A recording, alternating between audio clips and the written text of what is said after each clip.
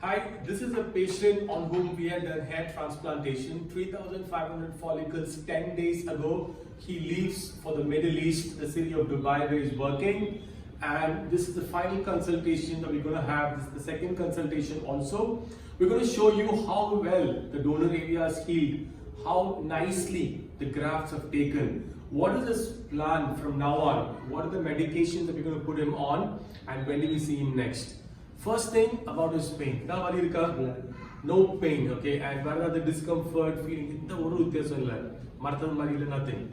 No numbness, he feels absolutely like how he felt before we started the whole thing. Second thing, we're going to have a quick look at the donor side. That's his donor side.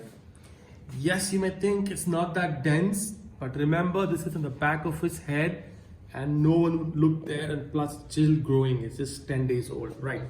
Then we move on to the recipient area. Check the amount of follicle, how nice it is. You can find out the new area by the darkness of the skin. You see the skin is dark. That's like a halo he has on the front part of the head. So that's the area where we've done the hair transplantation. Right, then we move on to the future treatment. So what are the things I've told him? First thing is, we've put him on a kit called Fluence. So this has what we call as cyclical therapy tablets, all minerals and vitamins, no side effects whatsoever, no fenestride.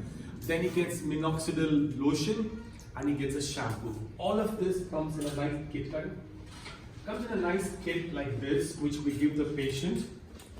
So you have the shampoo, and then there is the minoxidil, the different types of tablets, and you see how it's even given as to when you got to take. There's one Triglow, one tablet on Monday and Thursday, and there's one Cal D. So everything is on a diurnal basis, varying from Monday to Friday, and then no medicines on Sundays.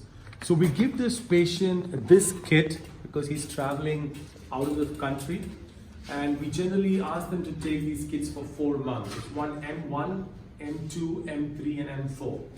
One of the things that he needs and that will really benefit in this graft to take up is PRP.